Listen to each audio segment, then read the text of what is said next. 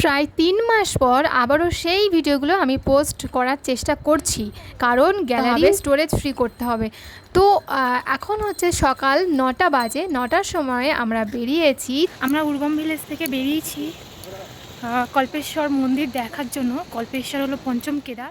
যেহেতু অনেক দিন হয়ে গিয়েছে, তাই এই গ্রামটার নামও আমার এখন মনে নেই, কিন্তু ভিডিওতে যে একটা ক্লিপ আমি নিয়েছিলাম, এই যে আগে দেখালাম, তো এই গ্রামটার নাম ছিল উর্গম ভিলেজ।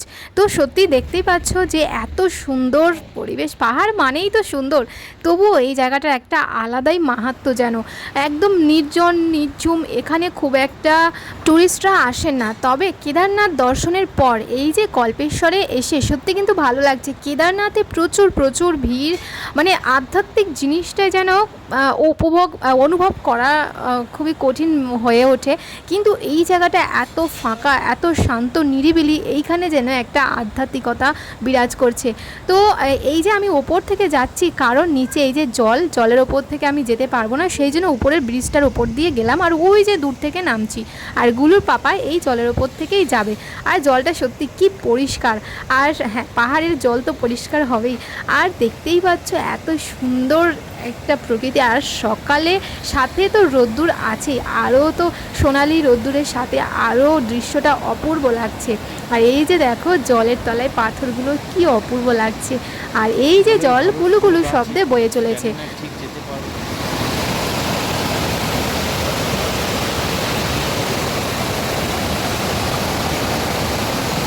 কি ভালো লাগলো তো এই ঝর্ণার শব্দটা শুনে। ঝর্ণা বয়ে চলেছে, অপূর্ব অপূর্ব। আর এতদিন পর আমি যে ভিডিওটা এডিট করছি, আমিও দেখছি সত্যি মনটা জুড়িয়ে যাচ্ছে। আবার কবে যেতে পারবো, গুলো যতক্ষণ না বড় হবে, ভোলেনাথ যতক্ষণ না নিজেই ডাকবেন আমাদের, ততক্ষণ আমরা তো পৌঁছাতে পারবো না। তো চলো, যেতে যেতে এই যে একটা সুন্দর ঘরের নিচে একটা সুন্দর ফুলের বাগান দেখে নিলাম। আর এই যে এখনো পর্যন্ত এই গ্রামটার সৌন্দর্য। আর এই যে আমি একাই এখন হাঁটছি, কুলুর পাপা আমাকে ছেড়ে অনেকটা দূরে ছিল, আবার আমি ওকে ছাড়িয়ে আবার আগিয়ে চলে এসেছি। দেখতে পাচ্ছ দুদিকে দুরকম দৃশ্য, ওইদিকে ছায়া, এইদিকে রোদ্দুর।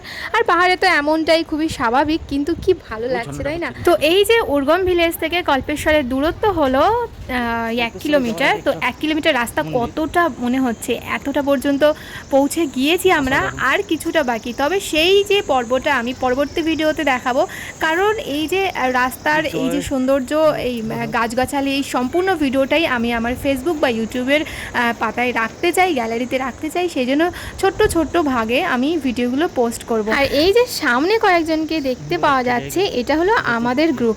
তো এখানে কিছুজন তো আছে, আরও কিছুজন আমাদের মানে হোটেলে আছে, যেখানে হোমস্টেতে আমরা ছিলাম, সেখানে কিছুজন আছে, বা আরও কিছুজন সামনে এগিয়ে গিয়েছে।